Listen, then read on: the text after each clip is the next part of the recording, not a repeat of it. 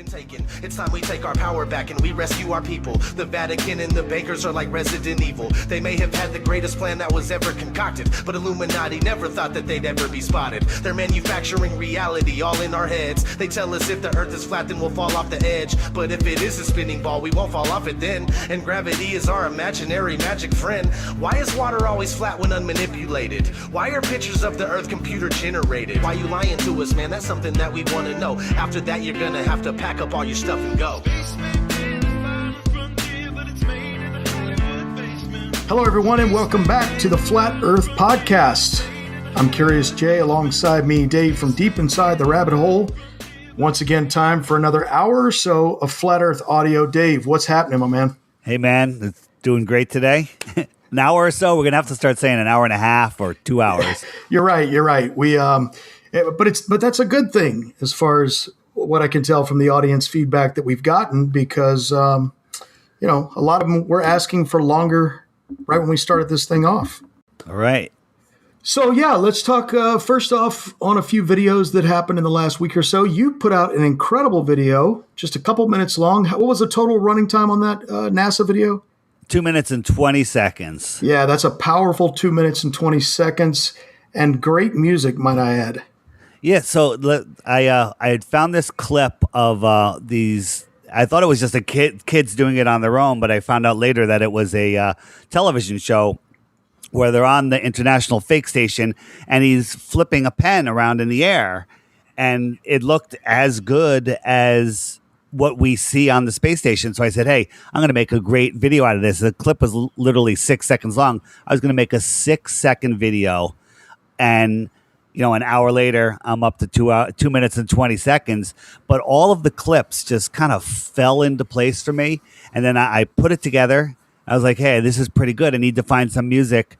I searched the web for some new music, and literally the first page that came up that had 1 million songs on it, the first song I clicked was that music, and it fit perfectly. Yeah, it worked really, really well, showing the glitches in their in their green screen technology that happens every now and then. And then the kicker was the guy with the pen, like you said. And, even if it did come from, Big Bang Theory or one of those TV shows, the point being is he wasn't in space, and he's flipping the pen around just like they do to us all the time with their little objects in space.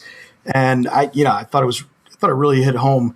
If you guys haven't seen it, check out the DITRH channel for that. It's that clip, the fact that I didn't realize it was from a television show is the only thing that the trolls can grab onto. So they're really hammering me on it, but that's all right. It just shows, hey, they did it in a Hollywood studio. So what? Right. So what? Is it in space? Yeah. So yeah, the exact. And I read one commenter who said, well, just because this guy did it, or just because they did it with a green screen, doesn't mean the ISS. No, of course it doesn't. We're not saying that, but hello, we're trying to show that what they do and what they show us, all their little tricks with their bubbles and their floating tennis rackets and guitars and everything else, it can be done without being in space. And in fact, if you ask us, it certainly is. I did upload it directly to Facebook, so it automatically plays when somebody sees it. And that is getting thousands of views and hundreds of shares. So that one's really making a difference. I even had some friends in my personal life make comments today. They're like, yeah, NASA is faking stuff, and they've never commented on Flat Earth before. So I encourage anybody that likes that video or another short one to start posting these on your personal social media, your Facebook page, because people that have no idea that Flat Earth is a thing will see something like this. And you're not saying anything bad. You're just saying, hey, something's screwy going on here. Yeah, you're exactly right. And on another note, both of us came up with a couple of ideas to break the Flat Earth ice to people, or to get closet flat earthers out of the closet. You go first, because I thought yours was incredible. The idea, the email thread you sent to me the other day. Oh, yeah. Whenever I order something online, whether it's eBay or Amazon or whatever, most of the time you get a communication back either from customer service or, from the company. And whenever I have any kind of correspondence with with something like that, somebody that I'll probably never talk to again, I end my sentence, at the end of my email, I put research flat earth, and I put a link to our podcast. Yeah, and that's it. You just send it back and it makes a difference. Yeah, when you forwarded me the thread and I was reading through it and I was like, it was obvious you were getting technical support with something. And I'm like, what is he sending me? Was this a mistake? And then it hit me. I saw the last one in the thread, research flat earth, and I was like, wow, that's genius. Great idea. Yeah, it plants a seed that they can't get out of their head. If you give them a good link and they happen to click on it and watch it, or listen to it, as I was suggesting with our podcast, there's no turning back. Yeah, and like you say, it's perfect because it's a total stranger on the other end of that email, so you don't have to worry about being embarrassed or scared to say something about it or whatever. That's just perfect. Great way to break that ice and to spread the word. I also, when I was having problems when I had my Deep Inside the Rabbit Hole website, I was having problems with it being hacked, and we were on with GoDaddy customer service, and the person really has to dig into the site. And every time we would do that, the person would start asking questions. What's this flat Earth stuff? And we would get into it, and other people around them would gather around, and we'd hear them talking, and they'd start asking questions. And one time when we were having tons of problems, we had to call back, for several days in a row. One day we called back and we could hear the people. I heard the people in the background like, oh, it's the Flat Earth guys. It's Deep Inside the Rabbit Hole guys. And we blew up the whole office. So they all know. And we encourage them, like, listen, when we're done with this, thanks for fixing the site. When you go home tonight and you have some time, why don't you peruse a little bit and watch some of the videos? Very interesting. And we know that we're waking up tons of people that way. Yeah, so that's a great idea for everybody out there listening. For those of you who want to figure out how to spread the word without him, or if you're too embarrassed to say something, that is a perfect way to do it. Send them a link, and again, it's total strangers, so there's no risk. And then, I just received in the mail today the 2 hats that I ordered. I'm going to send you one of them this week. It's a black hat, and it just simply says on it, 8 inches times miles squared. It's one of those deals to basically draw the flat earther, the secret flat earthers out there, to draw them out of the closet a little bit, to get them to come to you and say, hey, what's up with that? So I think, because the only people that are going to know what that means are people who have looked into this. Well, you can have 2 things. One, it'll signal to another flat earther, they'll see it and know what it is. But it's also going to get people that have no idea what it is to give you a strange look and ask you a question. So that's why I think the hat should come with either Google Glass or a little camera in it, so you can capture these interactions that you're going to have with these bewildered people. Like, why are you wearing that formula? Yeah, what's up with that? Hat? Yeah, what's up with the formula? Yeah, and then I guess I'll have to have the phone ready to record the conversations that are sure to follow when they see the hat. I can't wait to wear that around town. But it just goes to show you. I was looking through the statistics for the podcast the other day. And there's a new system on SoundCloud that allows you to, look at the different cities and countries that are downloading your podcast. And take, for example, the city of Los Angeles, for instance. There are hundreds of people that are downloading this podcast every single episode, right? And yet, for the meetup that they had recently in this area, I was looking on one of the channels the other day, and I think the attendance was like 20 to 30 or something like that, which is a great crowd for a meetup. But it just goes to show you that the people who are out of the closet are still a very small portion of the people who are in the closet. Yeah, absolutely. When it comes to flat Earth. Yeah, for sure. There's always, you only get a small sampling of people that will say something. Tip of the iceberg. There we have getting to the reviews on iTunes. Ignoring the trolls who have organized a barrage. Giving us single stars. We know that there's a lot of people that love this show, but very few of them leave a rating. Yep. Because people like to be quiet. When I listen to Richie from Boston, he makes the same comment. He goes, 1,500 people watching and only 200 likes. You're right. People are just in the closet, quietly watching. Yep, that's right. And speaking of the reviews, it's hilarious because still to this day, the people who have been leaving reviews, we want to say thank you, first of all. But second of all, I want to say that it's hilarious because you can literally chart every time a new positive review is added. the trolls come along and add a negative review. And if you actually read them, it is so obvious they don't even listen to the show. Yep. People quoting us with things we've never even said. Amazing. It's just amazing.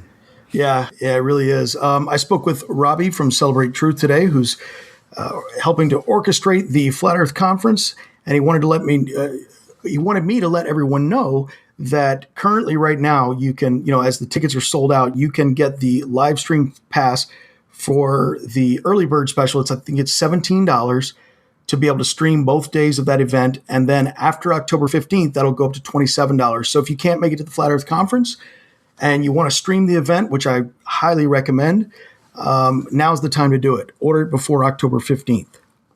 Fantastic. And by doing that, you're really supporting the Flat Earth movement, if that's a thing. You're helping people spread the word. The conference is about spreading the word and getting people to come out of the closet. And by supporting it, one, you're getting content that you want, cheaper than going to a movie, and you're helping the word get out, because it's not free to do all the stuff, even though you and I are doing it for free. Yep, exactly.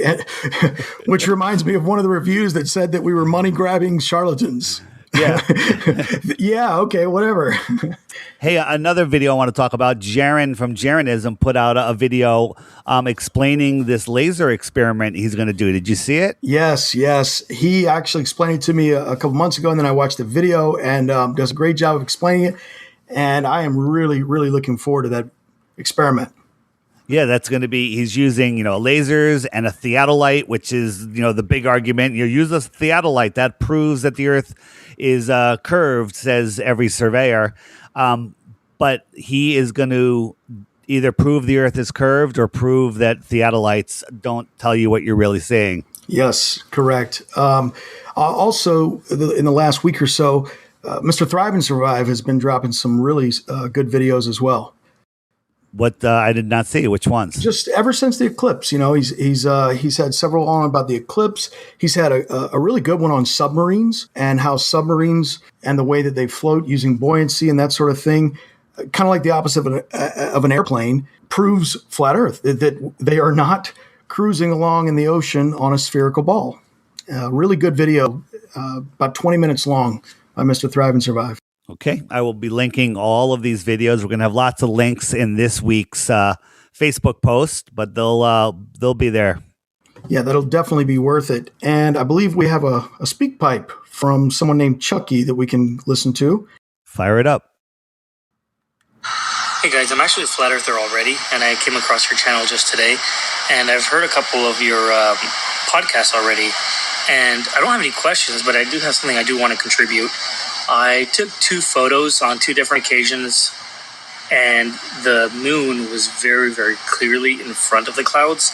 And I've also been watching the stars. I mean, how do people not know this? How do people not see this? I've been watching the stars over my head, the same constellations, for nearly 7 months without any variance. How is that possible on a globe model? I find it hard to understand how people cannot see this. It's so in our faces. It's so obvious. And I'm more than willing to share that photo that I said. I have the picture of the moon. It's clearly in front of clouds. I have a picture and a video, actually. 2 separate occasions, 2 separate times. I just want to say, love your guys' work. Keep up the work and spread the truth. Thank you. All right. Thank you, Chucky, for that message via SpeakPipe.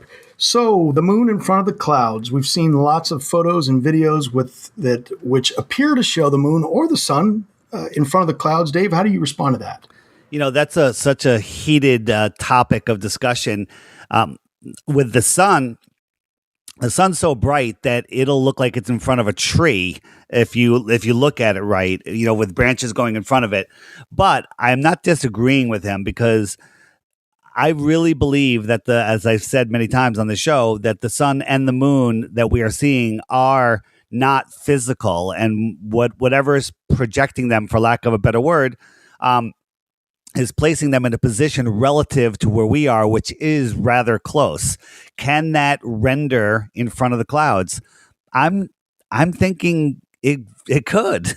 Some people get very upset at that. I know that Jaron has some serious issues with that, but that's okay. I don't mind disagreeing with Jaron. Yeah, I know. And it's because I guess with the sun, I can probably accept the excuse of the brightness of the sun is drowning out certain sections of the cloud, which make it appear to be in front. With the moon, it's a little tougher to accept that explanation to me. And it makes me, again, lean towards, a projection of some sort or something that is maybe just local to the observer. So here's a thought I had today. As you're looking at things, like a mountain or whatever, farther and farther into the distance, it gets harder and harder to see because you're looking through all that atmosphere and it drowns it out. It basically becomes sky and you can no longer see. But then when you turn something like the sun can power through it a lot farther because it's so bright. But when it comes to the moon, especially when it's a crescent moon, and you can see the rest of the moon when it's on the horizon or when it's first, coming into view.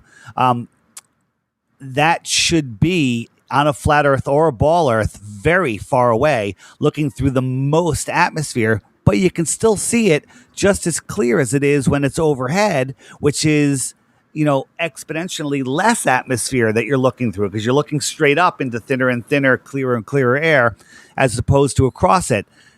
And the only way that, that adds weight towards my theory that when we're seeing this projected, sun relative to our position, that it's not far away at all. That when it comes into our view, it's not that much farther than it is when it's over our heads. Right. It's projected closer. It comes in relative to our view. Much closer than we think, because if it was 3,000 miles away or 1,000 miles away, how would we see it through 1,000 miles of atmosphere? It would be dulled out, right? Yeah, no, it totally would. But it's alive and well. I mean, it is.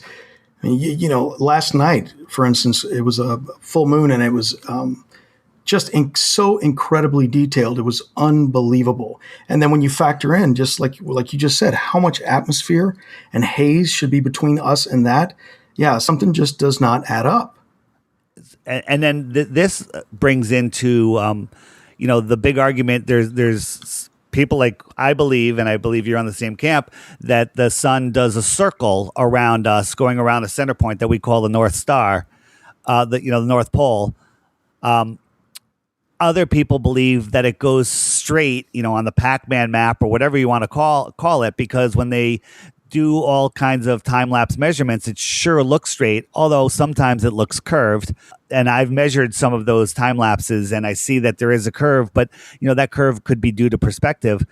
But if we're seeing it rendered like I am starting to think it is, we're only seeing a short distance across that map. So that circle, it's such a short distance that we actually see the moon that you couldn't tell if it was curved. It would essentially be straight. Does that make sense? Yeah, it totally does.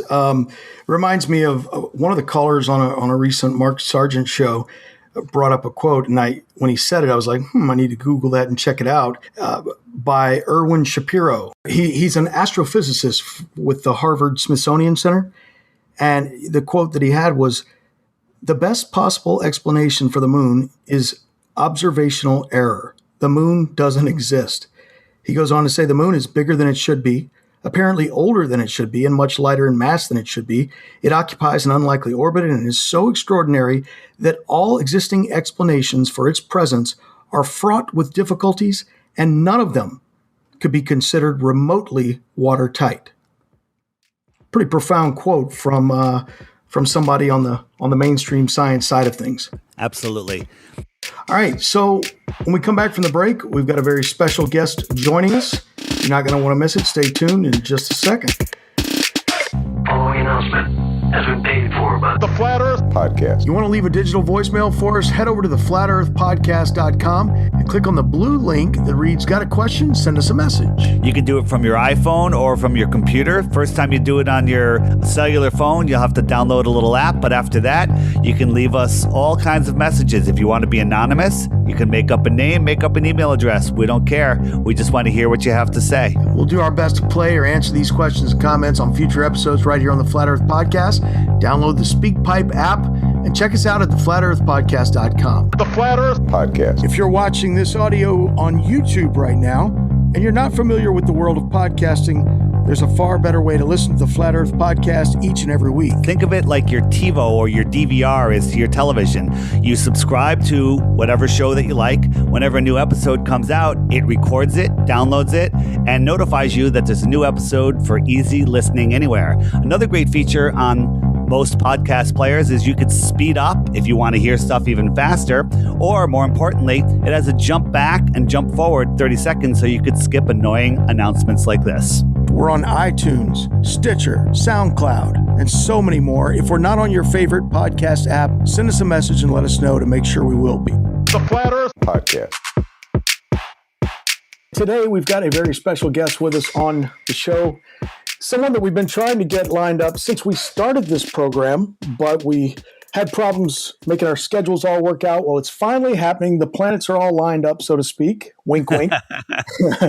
And we have had a lot of requests via email, SpeakPipe, for us to kind of back up and cover some of the basics on Flat Earth for people who are just joining the podcast who haven't done 16 to 24 months of research.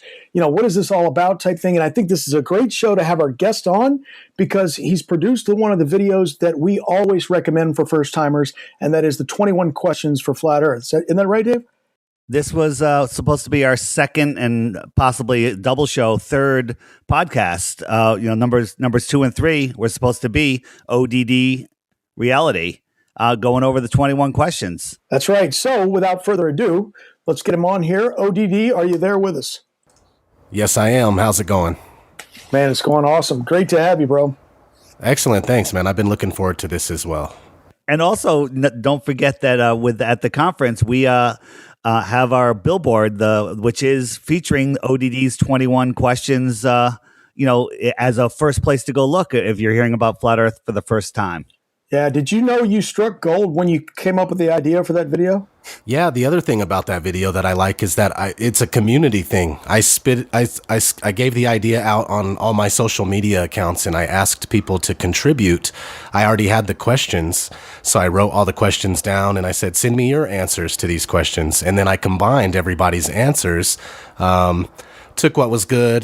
Some of the things were not so good. So I left that out, of course, but, a combined mixture of a lot of people's different views did really add up to a good video. Man, I tell you what, it covers like everything that you could hope for. You know what I mean? It really does. It is so in line with what so many people ask right away. When I'm talking with people that are new to Flat Earth, you have your closed-minded globers that just refuse to hear anything. But then when somebody is like, okay, wait a minute, this is crazy, but where's the edge? And they start going through the questions. And of course, we don't have time to to go through that with everybody. So I was like, watch this video and get back to me. That video single-handedly for me has converted more people than every other technique combined. That's excellent. That's what I was hoping for. I really wanted to get the basics down into one, really nice video, and I didn't care how long it was, but it turned out to be about 2 minutes per question. So we got 21 questions and it's 42 minutes long. Came out pretty good. So let's go through the questions one by one, and we'll touch on them. I forget which one it is, but there's a couple in there that we might have some new information that might need to be adjusted. So when we get to them, let's see how that goes. How's that sound, ODD? Absolutely, that sounds great. So we'll just start the number one question, and I love it when somebody asks because they're thinking. Because if you don't ask these questions, you're not thinking, right? So the first question is, where is the edge? And I blame the Flat Earth Society for that because everyone was shown that ridiculous picture of the Earth with water flowing over the edge, and that has made people not look into Flat Earth. Yes, that's one of the biggest things for me to try to convey to people as well.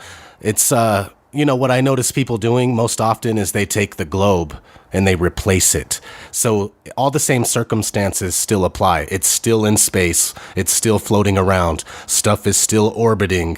It's all they do is take the globe, turn it into a disc. And so there has to be an edge in that model. And what I try to let people know is, there may not be an edge. We're motionless. We don't know where we're sitting. But as far as an edge goes, maybe the barriers of where we're at in our pond, yeah, we could speculate that Antarctica is the circle rim around us, and we don't know what's beyond that. Yeah, that's really a good point. When people think of the flat disk, in space, everything else is the same. All the other planets are giant rocks. All the suns and stars are giant suns. And how can we be flat? That's where people go when they're really not thinking. And the truth is that whether you believe in the infinite plane, semi-infinite plane, maybe slightly long plane, or the enclosed world, it is a flat, expansive plane. Is that an easy way to say it? Sure. I think that question number one, where's the edge? I really think that it's just another one of those that shows how strong indoctrination is, because I think we'll all remember, no matter what school we went to, at some point in school, learning that the ancients thought the earth was flat and that they would fall off the edge. We were fed this notion of the edge at such a young age. And it proves it when you talk to people about this idea for the first time. And the first thing they ask is, where's the edge? Yeah. How come no one's taking a picture of the edge? Right. Well, I hate it when I hear that, because there's so many pictures of the shoreline of Antarctica. That is the edge, as far as the edge of the world that we're allowed to explore. Sure, that's the edge of the edge. If there's an edge beyond that, that's only if there's an edge beyond that. All right. Let's go to number 2, Dave. Where does the sun go if the earth is flat? Now, number 1 is a great question, easy to answer, lots of ways to explain it. Number 2 jumps to one of the toughest ones, I think. But there are many answers for it. Sure. To me, it's one of the most important, because it's one that I struggled with for months, 6 months maybe. And that's one thing that kept me on the ball for a while there. So I really wanted to tackle that one. I thought that was important. How do you explain it? What's your elevator pitch for where does the sun go on a flat earth? Because the sun is smaller and much more closer, it's able to leave our point of view due to perspective as it travels and circuits the flat plane, which is also much more expansive, because you're taking a ball and then you're flattening it out. So you have more surface area. So the sun being smaller and closer, it's able to come into your view and leave your view, although it's the same height the entire time. Yeah. It's one of those that definitely sometimes requires a visual, like whether you can give it to them or talk them through it. Picture the Petri dish, or picture the a pizza, and the crust is your quote unquote edge, and then go up a little bit off the pizza. You almost have to create the visual when explaining it, I find. There's a lot of factors, perspective, anything that's a quarter of an inch above your eye level will eclipse the sun over distance. And people don't realize how perspective works. And I've done a lot of videos on it, and I'm still trying to understand what the sun is. I've recently come to the opinion, in my humble opinion, that the sun that we see is not physical. It is a projection, for lack of a better word. But if you just think of one of my favorite videos that really has helped a lot of people and myself, is if you think of a white fluffy cloud above your head, it's directly above your head, and you got to tilt your head back up to see it. But when it's 20 miles away, you're looking straight across the flat land or the flat water to see that same cloud at the same height. And that line from your eyes to that cloud, from your point of view, looks parallel to the ground. Right. But if somebody is standing under that cloud and can see the line from my eyes to that cloud, that looks like a very steep line going from 10,000 feet down to my eyes. Yep. Which one is real? Yeah. I use the hotel hallway. I find myself going to that a lot when I'm explaining to someone, step out of your hotel room, look down the hallway, and picture it going forever, right? And every 6 feet, there's a light in the hall on the ceiling. And what do you think that row of lights is going to do? It's going to get lower and lower and lower as it goes. But is it setting? Is it going down? No. It's just the way your eyes work. I use that one all the time. Yep, that's perfect. That the first time I saw that was actually in Deep Inside the Rabbit Hole video. I thought that was clever. There you go. I'm working on another sunset video. I've been using my drone to get some great sunset footage. So we just need some clear nights. And each time I film it, I see something else. It's just the amount of information coming out now. When you look at things with new eyes, you can see new things. Sure. I mean, look at the work that was done. I think I mentioned it on the last show. Look at the work that was done by everyone on the solar eclipse stuff. I mean, it's just coming out every day. It's unbelievable. Indeed. All right, let's go to question number 3. What's underneath the flat Earth? That's my favorite. Yeah, When somebody comes to me, I go, it's a turtle standing on an elephant. That's it, and I walk away. Duh, yeah. Duh. What's wrong with you? Don't you read? Again, this question stems from people replacing the globe with a flat disk, so there has to be an underneath, like the other side of a quarter. But yeah, in all reality, we don't know. There may not be an underneath, based on the fact that whatever we're sitting on, whatever's keeping us motionless, Yeah.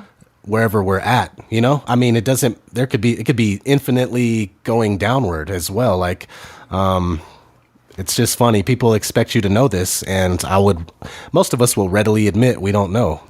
How are we to know what's underneath? I always use the example that the deepest hole ever dug was in Russia, and it's about 8 miles deep, and they can't get any deeper no matter what they do. Right. Yeah, when it comes to like the earth sciences, like I just, early on in my research with this stuff, and this is a perfect example, I just found it so much easier to, it's so much more appealing to me when a side of the argument just says, I don't know. Whereas mainstream science just can't say that to anything. You guys know what I'm talking about? Like they just have to have an everybody answer, knows. even if it's one they just made up with no evidence of, like something like a penumbra, no proof of that, but they just pull it out of their ass rather than say, I don't know. It's like I would almost have more trust or more respect for them if they simply said, we don't know. That's true. And it's because of that flat earth proponents are expected to have all the answers for the questions. All the answers. That's right. Coming from the globe earth proponents. Like if we don't have an answer, then the earth's not flat, so. Yeah. The reason we can't dig down deeper is because the earth is a pizza. When you get through the pizza, you hit the metal tray, and we just can't get through it. Yeah, that's right. And one thing that I think it's important when someone asks me that question about what's underneath, and I'd say, I don't know. We don't know. I think it's important to really quickly let the person know that neither does science as far as the globe goes. We've been told they know. We've been given that diagram in the textbooks with the core and the mantle and the crust, but no one knows that. That's never been known. No one's been down there. That story is just ridiculous because we're told there's a molten metal core that's magnetic, and no one can show that there's anything can be magnetic when it's molten. Yeah. Like I pointed out a few weeks back, iron loses its what do you call it? Its magnetic properties at a certain temperature that is way lower than the supposed temperature of the molten core of the Earth. So yeah, it's all conjecture. It's just guesses. Number 4, what about ships and boats disappearing over the horizon, which is always comes up as one of the first 4 that people ask. I love the order that you put them in, too, because it's pretty much I've had people ask in this exact order. Yep. And it's fantastic. It really is. No one's got all 21. It's kind of like the NBA, the basketball, the college basketball series. If somebody could guess all 21 in a row Yeah, right.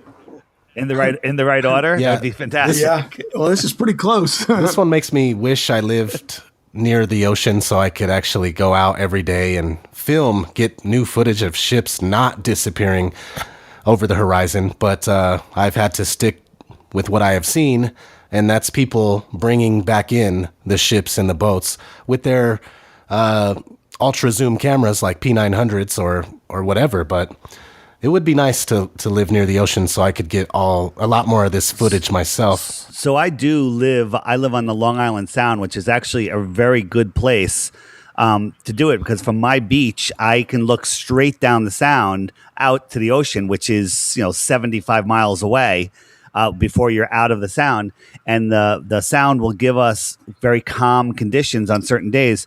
But I can tell you that the temperature, the humidity level, the wind, all of those things affect what you can see. So sometimes I can see a building, and sometimes the entire building is gone. And that right there to me proves that curvature isn't the answer, because curvature would be Consistent, right. Consistent. It changes from day to day. And I have a new rule. It's never leave home without your P900, because I went down to the beach for an early spring walk early in the day, and it was perfectly calm. It was early in the season. There wasn't any boats out on the water, and there was zero humidity. And with my naked eye, I could see Montauk Point, which is, from me, is 65 miles away. And I was maybe 10 feet above the water. Wow. And I could see this land with my naked eye. And the tallest point on Montauk is 90 feet tall. It would have been a half a mile over the curvature. And I couldn't. And that was early spring. There hasn't been another day like that since. Oh, that's a bummer, man. Yeah. You know what's funny about the argument with the distance pictures is it makes me want to beat my head against the wall, because I find that so often, rarely do you find a globe proponent that will actually argue these photos or try to explain these videos and photos. Instead, what they do is produce one that does show obstruction. I'm not going to say curvature, but obstruction. And it's the equivalent of, like, I don't know if I've used this on the podcast before, Dave, but if I found a bird that in my backyard that flies, right, and it, lo and behold, it lands, and I look at it and it doesn't have wings. And I take this into the bird scientist, the ornithologist, and I present him with a bird that is literally flying across the room but doesn't have wings. Obviously, science would need to question the whole wings being the reason they fly thing, right? But imagine instead that the scientist said, well, that's great, but look, come here, let me show you. I've got the exact same bird. I've got one over here, and he does fly with wings.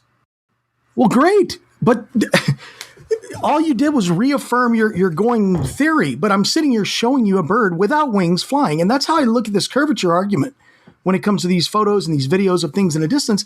I never see science or globe proponents trying to explain why we see or why we can see these things. They just use the words like refraction or atmosphere. But whereas on the other side, the flat earth side, look at what Rob Skiba did, where he showed the experiment that can actually explain their side. It can explain why there's obstruction. So, I just find it ridiculous. I always want to beat my head against the wall when it comes to this argument, because I don't think they're doing their job. I think they're just ignoring the evidence and showing us, oh, well, here's a picture where you can see curvature / obstruction. For those of you that don't know the Rob Skiba experiment, I will link it under this when this posts on our Facebook page. Check it out if you haven't seen it. He shows using atmospheric magnification how the bottoms of buildings disappear, and it works perfectly, in my opinion. Absolutely. Yeah, which by the way, science or the globe proponents have yet to show any type of experiment where you can see something beyond a curve. Show me. I mean, of course, they could probably show you the inverted mirage, where you see the thing getting inverted. Yeah. But no one can show me. I mean, that's the equivalent of being able to see around a corner. And no one can show you how you do it. Nobody's done a really good video, for a rudimentary video, about how our eye can't see something that's less than 0.02 degrees in width. So when something gets that far away, where it's less than 0.02 degrees, it's invisible to our eye. But when you zoom in with a camera, it comes right back into view. So things that are there, our eye cannot see it. And nobody really explains that well to people that have no idea. Yeah. Does that make sense? Sure does. So wait, there's also another video, which I'm going to link, and you guys have seen this, where somebody did a time lapse over a lake across to, there was the buildings and a beach. And just during the day with the temperature changes, the buildings, were completely visible. The beach was visible. And then half the buildings were gone, back and forth. Have you guys seen that? Yeah, I have. That is the most telling video right there, that, atmospheric conditions dictate tell what you can how see. far you dictate how far you can see and how much. I think that was Rob who did that one also. Yeah, I mean, a lot of people use it. Jaron has it. I'll find it and I will post that under this and on the Facebook page. Getting to the next question, and I actually have. I think that we shouldn't even answer it. What about all the pictures of the Earth? And I just posted a video by the Flat Earth Man, and I think we should play that as the answer. Oh, that'd be great. Oh, Yeah. the Flat Earth Man. Boom. Insert Flat Earth Man song here. A friend of mine once told me to do a search online. Search for photos of Earth, he said. This shit will blow your mind. So I opened up the Google and I looked for photos of Earth. Well, a lot of photos came up. He said, click on the first. He said, that's the famous blue marble that everybody's seen. We've seen this photo 1,000 times upon our TV screen. But let me tell you something about that famous shot. It's not a photo at all, man. It was made in Photoshop. Cause there ain't no photographs of Earth. Somebody tell me why. They're all just Photoshop cartoons. They're all just CGI. No photographic proof of a globe. No, none at all. Why the hell can't no one take a photo of this ball? He was goddamn right. That shit did blow my mind. Cause I thought the blue marble was a photo all this time. Well, don't you think that's strange? He said suspiciously. Now, the fact that it ain't a photo seems pretty weird to me. I mean, the most important photo that man could ever take? This huge iconic image turns out to be a fake? Well, I couldn't quite believe it, man. I was pretty shocked. I needed further proof that this photo's photoshopped. He said, look up Robert Simon. He made that cartoon ball. He's the guy you should research. He works for NASA and all. He openly admits that it's all just artistry. He said, and I quote, it's photoshopped, but it has to be. There ain't no photographs of Earth. Somebody tell me why. They're all just Photoshop cartoons. They're all just CGI. No photographic proof of a globe. No, none at all. Why the hell can't no one take a photo of this ball? Yep, every photo of the Earth is artist trickery. All the photos on Google, man, are as fake can be. Download all the photos and put them side by side. Compare all the continents, they're each a different size. Compare all the colors, each globe a different shade. If all of these were photos, man, they should look the goddamn same. Where's the continuity? There's none, no, none at all. All that NASA gives us is a bunch of cartoon balls. Cause there ain't no photographs of Earth. Somebody tell me why. They're all just Photoshop cartoons. They're all just CGI. No photographic proof of a globe. No, none at all. Why the hell can't no one take a photo of this ball? Now we're supposed to have this telescope, right? That's flying past the stars, taking beautiful photos of Jupiter and Mars. Well, I've got a small suggestion, NASA. Here's something you could do. Point that thing at planet Earth and take a shot or two, because there should be goddamn thousands of photos of where we live. But Hubble ain't taken one. That's suspicious, don't you think? We got all these fancy pictures of spinning galaxies, but not one goddamn photo of the Earth for us to see. Cause there ain't no photographs of Earth. Somebody tell me why. They're all just Photoshop cartoons. They're all just CGI. No photographic proof of a globe. No, none at all. Why the hell can't no one take a photo of this ball? There ain't no photographs of Earth. Somebody tell me why. They're all just Photoshop cartoons. They're all just CGI. No photographic proof of a globe. No, none at all. Why the hell can't no one take a photo of this ball?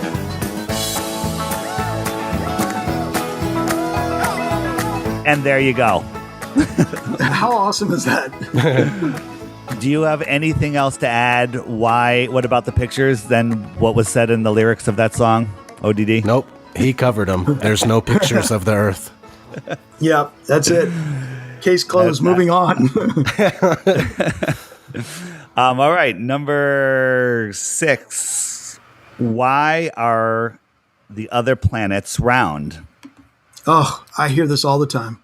ODD, why don't you start? Give us. What do you say when people ask that?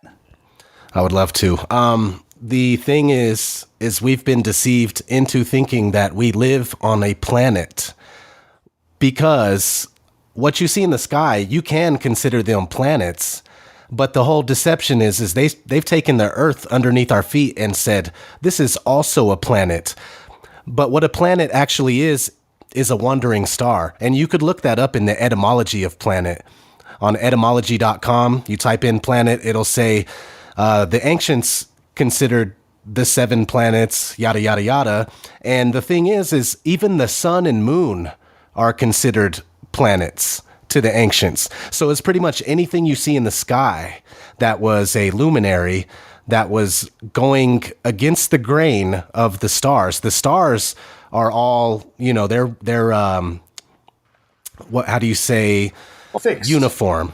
They're all fixed in uniform. They do the same thing. They go in the same direction. You look at other planets, they're doing their own thing. They all do their own thing compared to the stars. So yeah, that's the deception. They've taken the word planet, added it to, we're on a plane, so they added a T to it. We're living on a planet now, but we actually live on a plane. And the other things you do see are planets, but planets are actually, by definition, wandering stars. My favorite line is, the only thing that we know about planets is what Disney and NASA has told us. And I'm not sure which one is more credible. That's true. Yep. It's really hard. It's really hard for new people to this awakening to drop all of the indoctrination of what planets are. Every movie, you see the spinning globe, and we have so many things, ideas about planets and aliens and planets circling suns, and they're discovering new planets all the time, and it's hard to what's the word I'm looking for? To fathom that authorities, if that's what you want to call them, are lying to us on such a grand scale. Yep. It's hard to even entertain the idea for a lot of people because, again, I think I said this one other time, but it's like me telling you that your mom's not your mom. I mean, it's the one thing that's been around in your life that's been constant since you were a baby. The Earth is round, the planets are round, space is infinite. All that stuff was taught to us at such a young age, and it's really tough for a lot of people to even entertain the idea of anything else. Yeah. Lifetime indoctrination. Number 7. What about satellites and GPS? Somebody on one of my videos made a comment and said, your stupid flat Earth models, satellites don't even work on it. Therefore, the Earth is a ball. Oh, you're really missing the picture here, bud. It's just like, wow, can you please go watch ODD's 21 questions and then come back to me? Yeah, it's interesting. They admit, Google admits that they drive around little cars on the street with their camera on top, and that's how they get a lot of the stuff for Google Earth when you zoom in. And as far as having images from high altitude, of course, that could be high altitude planes and drones and even balloons. But what's really telling is I found this story from 2010 where they talk about this airplane drone called Argus. Have you guys heard of Argus? I have. Tell me more. Argus is like this. It's got the most high definition. It's like something like 8,000 pixels by something like that. It's up there. It's past 4K, and 4K is what we're getting now is the highest definition for YouTube videos and movies and stuff like that, Blu-rays. But this camera on this Argus, I was blown away because I just learned about this. And Argus, Argus, you guys could look it up out there. It has a camera that's just absolutely mind-blowingly insane when it comes to taking high definition images. So just something like that could have put together everything in Google Earth. And, Google admits that they use drones as well. So it's just absolutely hilarious that people think satellites are, the only answer when we're being told about these cars and these drones. We talk about how things disappear through atmosphere. So if a satellite was taking all of these pictures where we can, zoom in and see, cars parked in our driveway, everything would be washed out. It wouldn't be these brilliant colored, high definition pictures, no matter how many pixels, because no matter how high res the camera was, because you have all that atmosphere between you. I believe that, these Google Earth pictures are taken from lower than regular planes fly, regular cruising altitude. Yes, I believe that as well. I think you're right, because if you look at a commercial airliner from the ground, when you look up at it, even on a clear day, before it disappears, like before it gets high enough to disappear, what so many people will find when you film it with your P900, when you zoom in, it starts to look transparent. It starts to fade out. That's because of all of that, haze in the atmosphere. And the same thing would happen from high above looking down. The features of the Earth would not look as clear as day as they present to us if they were seriously taking that from space. And one way you can prove this is all of the balloon footage that goes up when it gives you a good clear shot down. There's a lot of stuff in the way, a lot of clouds and just atmosphere just washing everything out. You don't see these brilliant colors. That's why when I see these, paintings of the globe from outer space, the colors just make me laugh. They're brilliant. They're brilliant, like brilliant, like acrylic paint colors. That's probably because they are. And just like that song we just listened to about the pictures of the Earth, that guy can make a song about satellites. Like if you try to find a real authentic picture of a satellite, they're all cartoons. Yep. All right, moving on. Number 8, is outer space even real? Another tough one for people to wrap their minds around, but ODD, lay it on. Sure. I always like to say that, of course, what you're looking at in the sky is real. It's there, obviously.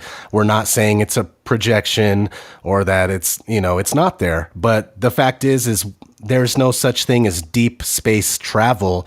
And what we're looking at, the night skies, the heavens, it's not what we're told. It's not space like you could go up there and head off to a different planet. But so in that sense, space is not real.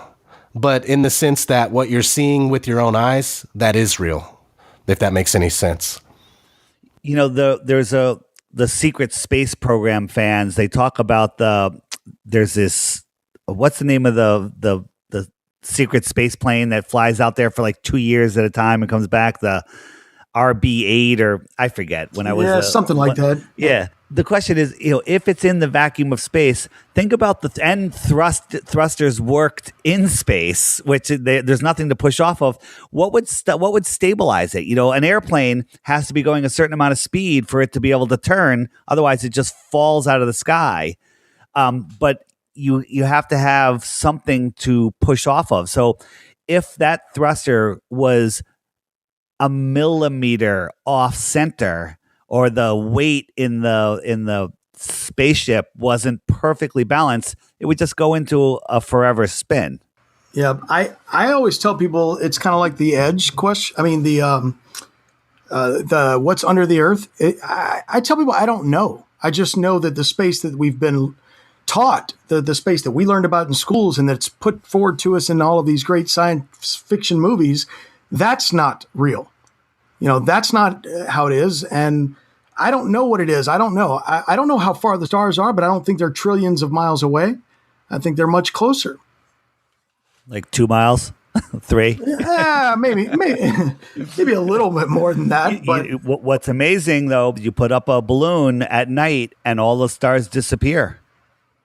Yeah. And the higher it goes, the less stars you see. And you can see that in an airplane. When I flew to Hawaii in the middle of the night, I was looking out the plane. I was excited to really see the Milky Way. And I saw like 2 stars. I just couldn't understand it. And I just stopped thinking about it. And we know that the air gets thinner as you go up. So technically, without all of the atmospheric blocking, without all the haze, shouldn't we see more? They should be clearer. Just like when you go up on a mountain away from the lights, you see a lot of stars, but after a certain altitude, they start disappearing, which is fascinating to me. Yes, very, very strange. It's almost like we have a filter in at some point. So when you're below that filter, you can see the stars, but once you get above it, you can't see them anymore.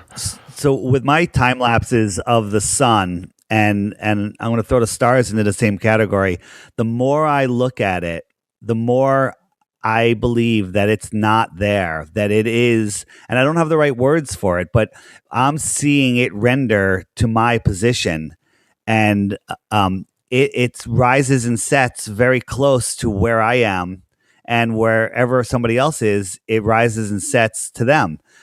My last sunset video I put up, P-Brain, who's done an amazing work on perspective and the sun, how the sun rises and sets, he just laid a comment saying that he is leaning towards the same feeling and he's looking into it. I'm hoping to get him on the podcast next. Oh, that's excellent. Let me just say that P-Brain was one of the really, really greatest helps that I had when it came to the sun, because that was my biggest struggle, for real. Yeah, I've watched all of his stuff. He's got some really good things on the sun and how it works. And I, the last person I spoke to about Flat Earth, where I kind of introduced it to him and started talking it over with him, was earlier today, in fact. And that was something that I said was that, I don't have all the answers. I just know that we've been lied to. I know it's not correct. And I think that's where my journey is now. It's trying to figure out what these things are. I don't know that we've figured out exactly what the sun is, but I'm enjoying the ride, trying to get there, and it's kind of my mission now is to figure it all out. Absolutely, we may never know. I don't know if we have the ability to fully understand what the sun is. I look at it as the source of everything: information, life, energy. It all comes from the sun. I think it's conscious for sure. I'm with you 100%. Tell me more about that. Right. Wait, I want to hear more about that. Why would you say it's conscious? Well, I just think it's aware. It's self-aware. It knows what's going on, and it's hard to explain, and it sounds absolutely insane, right? But I'm with you. I just wanted to hear more. I'm not disagreeing with you at all, ODD. Sure, it's just one of those things that it's a feeling I have, and it's I don't have anything to back it up, but I feel like it's a conscious being somehow. So late this summer, I got some sunflower seeds and I stuck them in the dirt. Okay, the dirt of this plain that we live on, and the sun was beating down on them. And within a couple of weeks, I have 12-foot high flowers, plants that are 12 feet high that came out of the dirt. All the dirt is still there. These flowers are amazing looking. Mm-hmm. Where did they come from? Where did that come from? Where did all of that come from? I tell the story about my cucumbers. I get a couple bushels of cucumbers out of this little circle of dirt. And then when I pull the plants out at the end of the year, all the dirt is there. What did I eat? Where did it come from? I know. All the dirt is there. Is it just photons? Is it information? We are light beings. And when we eat plants that have stored, I believe plants are just stored, for lack of a better word, photons. And so we're eating the life that is being delivered to us from the sun. Right. I don't know if that makes that makes a lot of sense. It does. All right, moving on. Let's move on. How is circumnavigation possible on a flat Earth? One of my favorites. ODD, why don't you jump in there? Yeah, so, circumnavigation almost, people think by definition it means you're going around, like a ball, for instance. They don't understand that you can be going around a flat surface. So it's pretty easy to, just to let people know that you can go around on the flat plane just as easy as you could on a ball. But they think that circumnavigation, it has to be on a ball. It doesn't make sense anywhere outside of the ball. But circumnavigation, by definition, just means you're going around. Like you start somewhere, and then you go around, and you could very well go in a circle on a flat plane and still circumnavigate. So that one's fairly simple and to the point. There's a great video called Circumnavigation for Dummies by DITRH, which shows That's an awesome video. Yeah, thanks. So we're let's just talk on the ball Earth. On the ball Earth, we're told that the North Pole is magnetic and compasses point toward the North Pole. So I have a problem with that. Compass has to be perfectly level. So how does that work on a ball? But the ballers will say, well, the magnetic field wraps around the ball. But even on a ball, let's say you're in New York and you want to go around the world. You want to go west all the way around the world. If you think about it, you have to constantly correct your course to the north to maintain a heading of 90 degrees or 270, which is east and west. Otherwise, you're going to make a full 24,000-mile loop around the ball Earth, if that's a thing. So people don't realize that even on a ball, you have to correct your course to the north to maintain your heading. And the way I describe that is, imagine you are 100 feet from the North Pole and you want to head west, right? West is a 200-foot diameter circle around the North Pole. Because if you keep going straight, you're going to be heading south, even on a ball. Yes. And it works. So, Mark Sargent had these ship's captains on his show talking about, how when they're dead reckoning 90 degrees or 270, they constantly have to correct to the north to maintain that heading. And they thought, well, it's currents, the boat pulls one way or the other. That would be true on a flat Earth and a ball Earth. Where the separation comes is when you're south of the equator. On a ball Earth, you would have to correct to the south. On a flat Earth, you'd still have to correct to the north. It would be a slower correction because you'd have to travel farther before you make that correction. But that would be, very strong proof if you can prove that you have to make that correction in the southern hemispheres. I don't know where these ships' captains were operating. I could guess that some of them were below the equator, but I do not know that for sure. I love that video too, how you were you were going around and you kept pointing it at the north. Well, the compass wants to stay to the north. So, just anybody could get a compass, put it on a table, put it near, put a magnet on a table, put the compass near it so the needle's pointing towards the magnet, and then try to move the compass east or west. And, with that, maintaining that heading. And you'll see that east and west on a ball Earth, on a flat Earth, is a circle. It's always going to be a circle. It's a circle.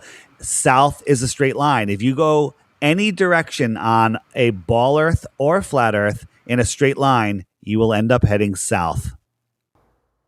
Yes, indeed. Are there even south-pointing compasses? I don't believe so. You would think there would be. So, yeah, I heard that recently that they actually do point south, but they're labeled north. Is that right? Anybody heard of that? No? I've read that inside of the wiki. Yeah. They actually touch on that. Yeah, that one kind of lost me. I was hoping you guys could explain that one to me. Sure, it's just a bit strange to me that, I don't know, I would figure that you could buy either or, a south-pointing compass or a north-pointing compass, but they only have north. But yeah, what you were just saying is something that, it's something that we need to figure out more, but I have heard people talk about it, but either way, if it's pointing south or it's using the south as a reference to point north, right? Then it doesn't really matter, I suppose. But no, on a flat plane, I guess it's just not possible to have a south pole. Therefore, it makes more sense that the north is the only magnetic. Circumnavigation easy on a flat Earth.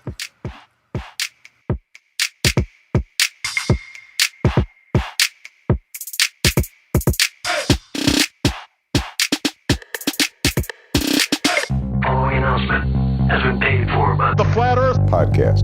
The Flat Earth Conference 2017 takes place this November from Raleigh, North Carolina. Tickets are sold out right now, but visit their website and get on the waiting list. Or just head down. There's lots of people heading down to an adjacent hotel where they'll be live streaming in an auditorium and lots of outside stuff happening. A big Flat Earth hangout.